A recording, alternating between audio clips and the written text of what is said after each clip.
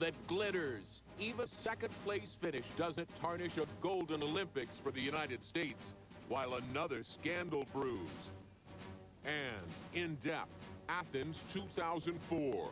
A look ahead at the plans and the problems facing the next Summer Games. Still alive. Has Osama Bin Laden escaped the American dragnet? He may be in Afghanistan. I think that's the likeliest possibility. Missed opportunity. Reports that Daniel Pearl's kidnapper was being hunted by the U.S. before Pearl's kidnapping. And down under, to Australians' upside-down view of the Winter Games. From NBC News World Headquarters in New York, this is NBC Nightly News, reported by John Siegenthaler. Good evening, everyone. A dramatic finish to the Winter Olympic Games today in Salt Lake City. The final event, men's ice hockey, and a win for Canada over the United States. Still heading into tonight's closing ceremony, this has been the best showing ever for the U.S. team at the Winter Games, with a grand total of 34 medals. But these games have also been filled with controversy. And tonight, the International Olympic Committee disqualified 3 athletes, 2 of them gold medal winners, who failed drug tests. We begin our coverage with NBC's Rahima Ellis in Salt Lake. Rahima? John, the 17 days of these Winter Olympic Games were filled with extraordinary thrills and unexpected results. Day by day, creating so much drama, it made these the games to watch. For the grand finale of the Games, excitement at a fever pitch. The United States and Canada in a North America face-off for hockey gold. Interest so intense, it was expected to be one of the most watched hockey games ever. In a thrilling 5-2 finish, Canada beats the United States to capture gold for the first time in 50 years. 2 of the most talked about athletes of the Games, who have to share the gold with Canada, returned home to Russia today to a hero's welcome. This skating duo will not be part of the extravagant closing ceremonies tonight. But even on this last day of the Olympics, controversy that has in part defined these games just won't go away. Today, yet another explanation from the French judge at the center of the pair's judging scandal. Marie-Rayenne Legoun telling the New York Times today that it was the Canadians who pressured her and not her own French Federation, as earlier reported. The head of the Canadian Olympic Association says, don't believe it.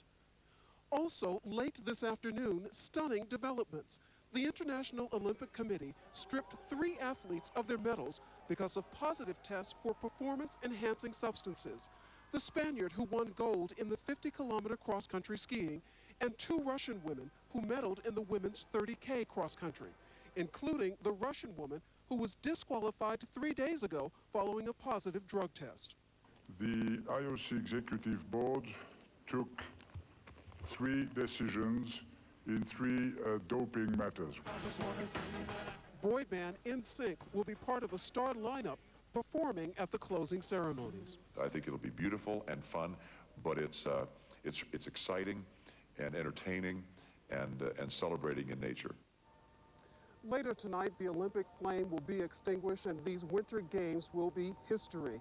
But despite the politics of sports that dominated the headlines, many people say they will also remember the astounding achievements of so many athletes and the new medals record set by the United States. John? NBC's Rahima Ellis. Rahima, thank you. Now to the search for Osama Bin Laden. There are new questions tonight about whether the most wanted man in the world is dead or alive, and what President Bush has planned as the next step in the war on terror. NBC's Nora O'Donnell joins us tonight from the White House. Nora? Good evening, John. Tonight, day 141 of U.S. military operations in Afghanistan. And senior Bush administration officials say that while the odds are Osama bin Laden is still alive, his al-Qaeda terrorist network has been severely disrupted. Today, for the first time, top U.S. officials admit they've intercepted almost no communications from bin Laden for nearly 2 months. It's been very quiet on that front since early January. We just haven't heard a lot from him. Secretary of Defense Donald Rumsfeld on NBC's Meet the Press. If he's alive, he's very busy hiding somewhere, and he is having a dickens of a time communicating with his people. U.S. officials still don't know if bin Laden may have been killed in a Hellfire missile attack in Zawar-Kili by a CIA Predator drone. Forensic tests are underway at the FBI in Washington. But Rumsfeld is emphatic those killed were not innocent civilians. Well, I've watched the video from the Predator unmanned aerial vehicle, and the suggestion that those people were scrap collectors is ludicrous. Today, President Bush in Washington went to church as there are reports he plans to meet with Britain's Tony Blair to discuss broadening the war to Iraq. White House officials would say only that Blair is likely to return to the White House soon to discuss a wide variety of issues. But will the U.S. be ready to take on Saddam Hussein? Today's Washington Post reports Pentagon planners will need 6 months to produce enough precision-guided bombs to engage Iraq. Stockpiles of such smart bombs have been severely depleted. More than 10,000 dropped in Afghanistan. We are rapidly replenishing the things we need, and we have no intention of trying to do things we're not capable of doing. And tonight, late word that the U.S. military base in Kandahar, Afghanistan, has come under attack. 4 rockets were fired at the base. No one was injured, but security has been stepped up. John? Thanks very much, NBC's Nora O'Donnell at the White House. On to the search for those responsible for the execution of Wall Street Journal reporter Daniel Pearl in Pakistan. New reports claim the primary suspect in the case was accused by the U.S. of kidnapping another American before Pearl was abducted. NBC's Tom Aspel is in Karachi. The CIA and the FBI were hot on the trail of Ahmed Omar Saeed Sheikh well before he became the chief suspect in the kidnap and murder of American reporter Daniel Pearl. According to Newsweek magazine, in November last year, the U.S. Justice Department secretly indicted him for the 1994 kidnapping in India of another American, Bela Noose. Indian police freed Noose and 3 other European hostages and jailed Saeed Sheikh. A year later, he was released in exchange for passengers aboard an Indian airliner hijacked by his accomplices to the Afghan city of Kandahar. 2 weeks before Daniel Pearl went missing in Karachi on January 23rd, American Ambassador Wendy Chamberlain urged the Pakistanis to find Saeed Sheikh and hand him over to the U.S. for trial. Law enforcement officials from both countries were working on Saeed Sheikh's case before his involvement in the Pearl kidnapping became known. On Meet the Press this morning, Secretary of Defense Donald Rumsfeld said Saeed Sheikh might now be a candidate for trial before an American military tribunal. He certainly would be someone that has committed a crime against an American, and would be someone, I assume, that our law enforcement people, the Department of Justice, would try to extradite. Saeed Sheikh will appear in a Karachi court again tomorrow to be questioned about the kidnap and murder of Daniel Pearl. At least 5 other suspects are still at large. U.S. investigators are anxious to find out if Saeed Sheikh has links with Osama Bin Laden's al-Qaeda organization. They already consider Pearl's murder to be the first terrorist attack against American interests since September 11 last year. Tom Aspel, NBC News, Karachi. In the Middle East, Israel decided to pull back its tanks from Yasser Arafat's compound today, but continued to keep the Palestinian leader confined to the West Bank city of Ramallah. NBC's Martin Fletcher reports from Tel Aviv. It was a further humiliation for Arafat today. The Israeli cabinet decided he would still not be allowed to leave the West Bank town of Ramallah. Arafat's been under virtual house arrest for more than 2 months. Arafat did what Sharon wanted. Last week, he arrested 3 Palestinian militants suspected of helping to assassinate an Israeli cabinet minister in October. But that still isn't enough for the right-wing Israeli leaders. The ability of Arafat to depart from Ramallah will be brought as a separate decision to the forum that the Prime Minister will decide after consulting with the Defense Minister. Translation, Arafat will stay where he is. Palestinian leaders reacted with fury. This is unacceptable and shameless decision by the Israeli government. Israel got support today from New York Senator Hillary Clinton touring Israel. Here in Jerusalem in a pizza parlor where a suicide bomber killed 16 Israelis last August. She called Arafat untrustworthy and no partner for peace. Yasser Arafat bears the responsibility for the violence that has occurred. It rests on his shoulders. And even today, he could do more. But after one of the bloodiest weeks of the uprising, in which more than 50 Palestinians and Israelis died, the last few days have seen a lull in the violence. After the cabinet vote today, angry Palestinians cancelled a scheduled meeting between Israeli and Palestinian security officials. It was aimed at stopping the violence. Now, with Arafat still confined to Ramallah, it isn't clear if that tentative hope for a ceasefire is still alive or not. Martin Fletcher, NBC News, Tel Aviv.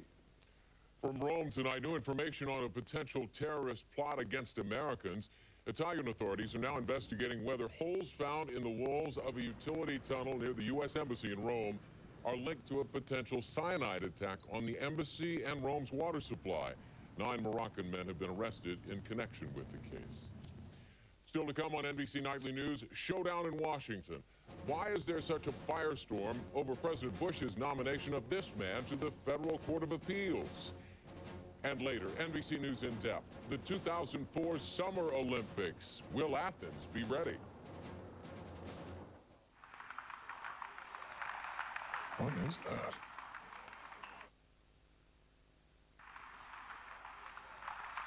What is that? Curling, an ancient Scottish ice sport, played with a 42-pound stone. Want expert answers whenever you need them? Come to Office Depot, where our people listen, understand, and help. How can I have fewer office machines? You can maximize space with an all-in-one. It'd be nice if everything was like that. Office Depot. What you need to know. Proud sponsor of the 2002 U.S. Olympic team. Winter means flakes. We're not talking snow, we're talking winter dandruff. The colder it gets, the worse dandruff gets. Neutrogena T-Gel Intensive Anti-Flake Shampoo fights dandruff 3 ways. Stop winter dandruff. Neutrogena T-Gel. It works. Imagine combining the stain-fighting power of Efferdent and freshening power of Listerine. You'd get Efferdent Plus. It's extra fresh, and nothing gets your dentures cleaner. Efferdent Clean, Listerine Fresh. That's Efferdent Plus. If you suffer from heartburn caused by acid reflux, get Gaviscon.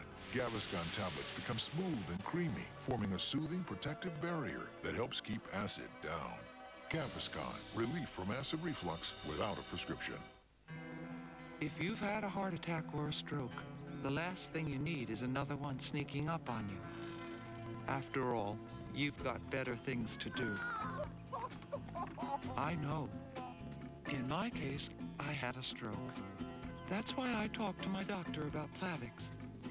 He told me Plavix is a prescription pill that can help protect you from a heart attack or stroke if you've recently had one, or if you have poor circulation in the legs causing pain. Plavix is proven to help keep blood platelets from sticking together and forming clots, which helps keep your blood flowing. This can help protect you from another heart attack or stroke. If you have a medical condition that is causing bleeding, such as a stomach ulcer, you should not use Plavix. Side effects include itching, rash, diarrhea, and bruising. Additional rare but serious side effects could occur. Ask your doctor. Taking Plavix once a day helps protect me. Find out if Plavix can help protect you from another heart attack or stroke. Monday, the fleecing of America. You picked the #1 scam, stolen identities. My credit is now ruined. New tips to protect your money. NBC Nightly News Monday. On Capitol Hill, a battle is brewing over the confirmation of the president's nominee to the Federal Court of Appeals. NBC's Joe Johns reports. Judge Charles Pickering of Mississippi faced 2 confirmation hearings before the Senate Judiciary Committee, but his federal appeals court nomination is in trouble. It would be a tremendous mistake to put someone as polarizing in this position now. More opposition coming from powerful groups including the National Organization for Women. He has an extreme bias towards the enforcement of women's rights laws and particularly civil rights laws. The NAACP is opposed too, even though some blacks in Pickering's home state support him. I do not hold people accountable for something that happened 25 or 30 years ago. The judge, as recently as last Thursday, calling for racial reconciliation. I look forward to the day, hopefully during my lifetime, when all Mississippians, regardless of race, can get around the table and discuss our differences in a constructive way. The 12 regional courts of appeals get the final word on the vast majority of important federal cases. There are 29 vacancies. The Senate has voted on 7 appeals court judgeships, but Pickering is the biggest confrontation so far. This is a good man that people are really trying to smear in a way that is not becoming of the institution. Some observers call this a dress rehearsal for future battles between the White House and Senate Democrats over the Supreme Court. It's a warning shot across the bow of the ship of state led by President Bush that please do not give us conservative Supreme Court nominees. A vote on the nomination could come later this week, setting down a new marker between the White House and the Senate over federal judges. Joe Johns, NBC News, Washington.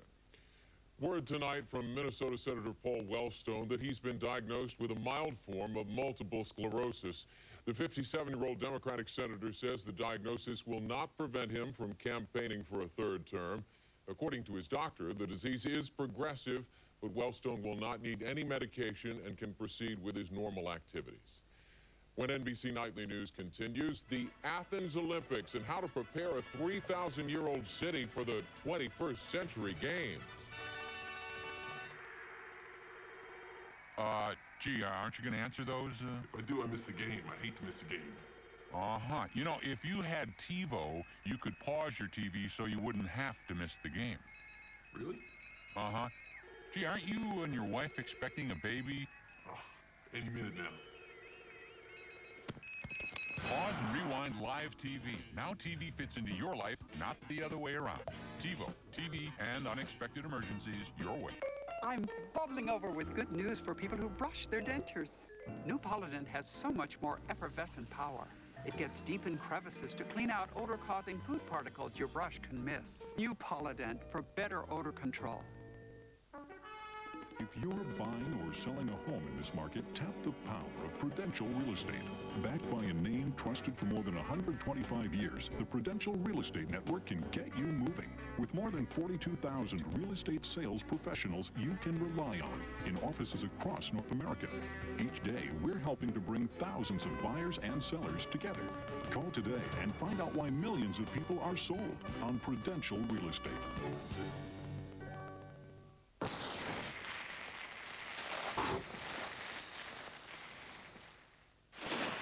Tough heartburn? Try Extra Strength Mylanta, the Liquidator. Moo. Gateway's Gold Medal Savings event is at full speed, so just call 1-800-GATEWAY and ask about our Solo 1400 SE notebook. It's loaded with an Intel Celeron processor, a DVD-ROM, and more for just $9.99. Plus, we have incredible deals on desktops starting at only $5.99. It's all at Gateway's Gold Medal Savings event, so call 1-800-GATEWAY today. That's 1-800-GATEWAY.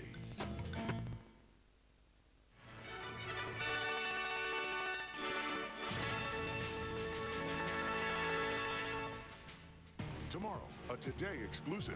The pair everyone is talking about. Jamie Soleil and David Peltier. Their first stop after the games. Live only on Today.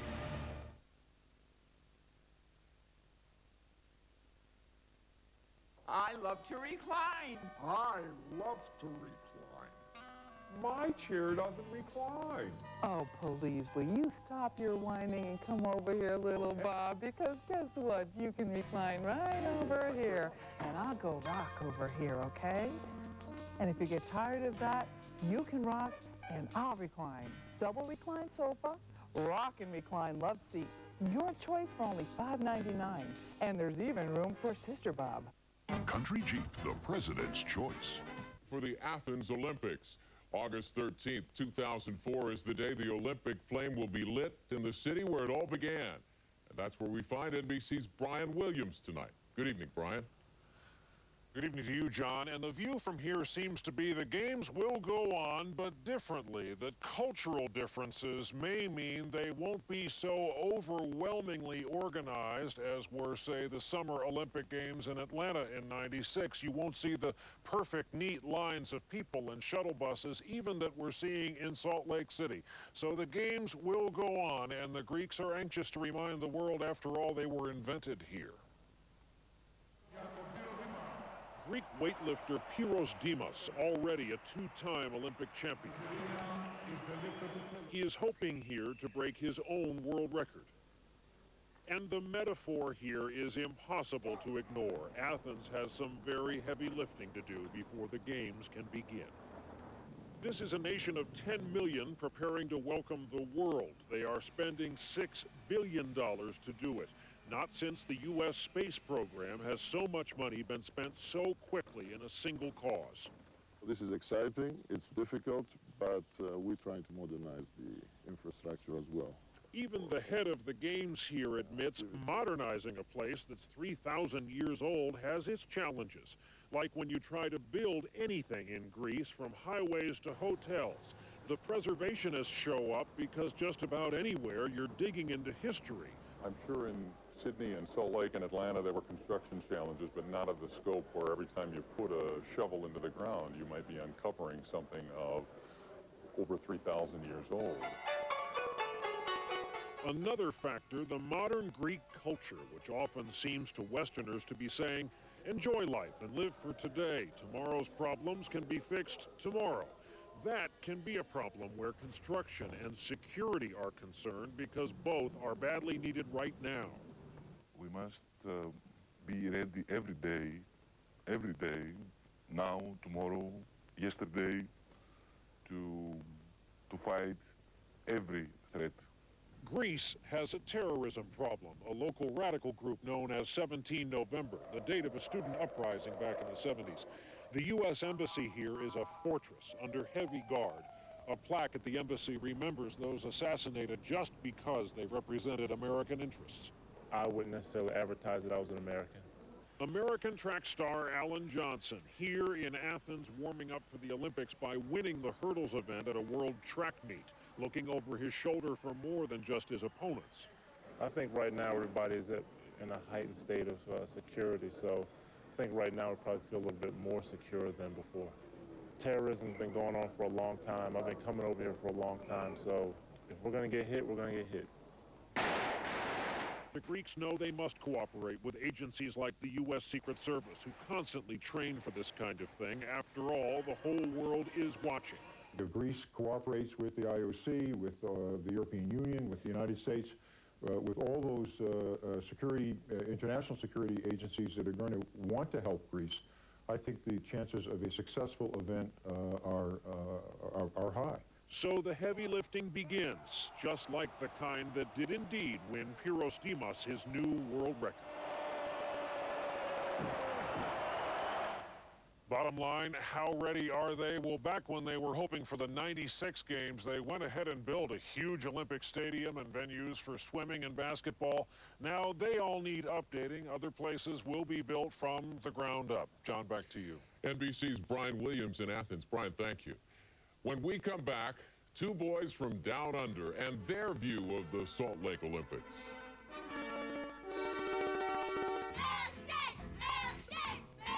Need an extra outlet? Only new Glade plug-in scented oil has an extra outlet built right in, so it won't block yours. Wizard doesn't have it. Plug it in, plug it in. Need an extra outlet? Only new Glade plug-in scented oil has an extra outlet built right in, so it won't block yours. Wizard doesn't have it. Plug it in, plug it in.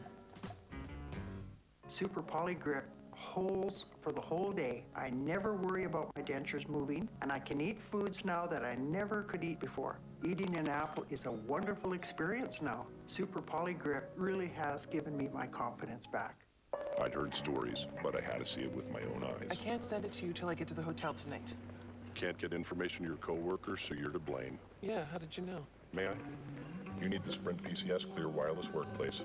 Most advanced wireless package customized for your company. On the only all-digital, all-PCS nationwide network built from the ground up.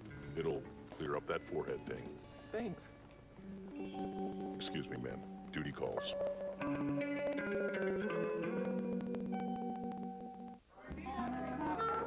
Around here, book club's just an excuse for us to be together.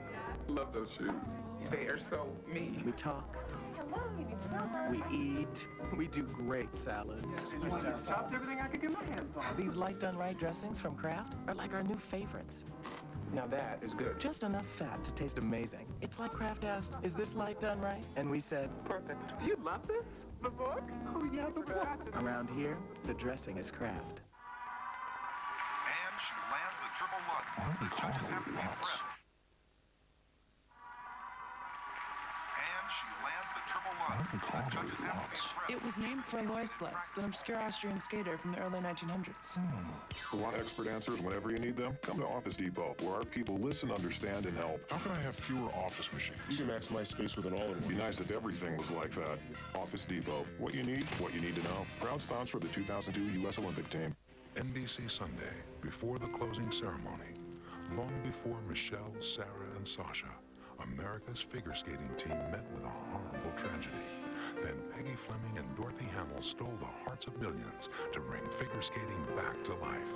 A touching Olympic dateline tonight on NBC. Golden Fleeces, the top 5, NBC Nightly News Monday. To get the whole picture, there's one place Ashley Banfield needs to be. Everywhere. Ashley Banfield, weeknights 9, 8 central on MSNBC. The Winter Games are over. The big party, the closing ceremony, is tonight. But for two television hosts from Australia, the party has been underway from the start. Here's NBC's Roger O'Neill. Albert, hi, I'm HG. How are you? Yes. Lovely to see you again, Albert. Well, Australia's funny men are back. Love you, Pi. Roy and HG. Yes, hello everyone, and welcome to the ice stream here in Salt Lake City. Unlike American commentators, the boys' view of the Olympics is lighter. The do-nothing luge, for example. And Roy, I can't think of a sport in which men are closer together than the doubles luge. Curling has caught their attention. It's coming down the street. It's entering into the garden path. It's knocked one off. And as the pair's ice skating scandal raged, HG had a different angle. They're not married, but I can see he's got lipstick on his collar if you look at that, and that'll indicate so. Their irreverent satire 2 years ago in Australia set new audience numbers for late-night TV. One favorite, men's gymnastics. Date, spinning date. Oh, hello, party boys. date. Hello, boys. Hello, boys. While it's summer in Australia, their broadcast from Salt Lake in a fake chalet with phony snow is again capturing a big audience. Australians take life a little bit lighter, don't you think, than most Americans? We don't put as much sugar in the tea, is the way I would describe it. HG says there's been no shortage of material. The state of Utah offers a magical Pandora's box of fun lifestyle elements slaved up to the Olympics. For example, outdoor dining in a 65 convertible. What about these fries with fry sauce? That's our specialty. Here it is. Look at this. Well, Are you ready for it? Fries, sauce, take and us through fries. it. Perfect. Well, that is sensational. Sensational. That's right. It doesn't get any better than that. Just like NBC, all the Olympians come on with Roy and HG. Even International Olympic President Jacques Rogas showed up to hear a pitch to bring the 2010 Winter Games to a little hill in Australia. It's your kind of town, Jacques. It's your kind of... I mean, sure, the cheese mightn't be very good. It's humor with an edge. The Australian ice stream, complete with a fake fireplace. Roger O'Neill, NBC News, Salt Lake City. Now here's Stone Phillips with a preview of tonight's Dateline Olympic special. Thanks, John. As the crowds gather in Salt Lake City to honor all the Olympic heroes, we have the remarkable stories of two of America's greatest Olympians. Before Sarah Hughes, before Michelle Kwan, there were the struggles and triumphs of Peggy Fleming and Dorothy Hamill. I love the movement of dance and that effortless, wispiness of a ballet dancer. She was just, so fluid and so lovely, just delicate. I was a truck driver. I was not delicate. There's nothing delicate about me. What drove them to skate out of obscurity and into the hearts of America? Peggy and Dorothy, a Dateline Olympic special tonight on Dateline Sunday. John? Thanks, Stone. And of course, tonight, the closing Olympic ceremony here on NBC. That is NBC Nightly News for this Sunday. Thanks for watching. I'm John Sigenthaler in New York, and I'll see you next weekend, if not before.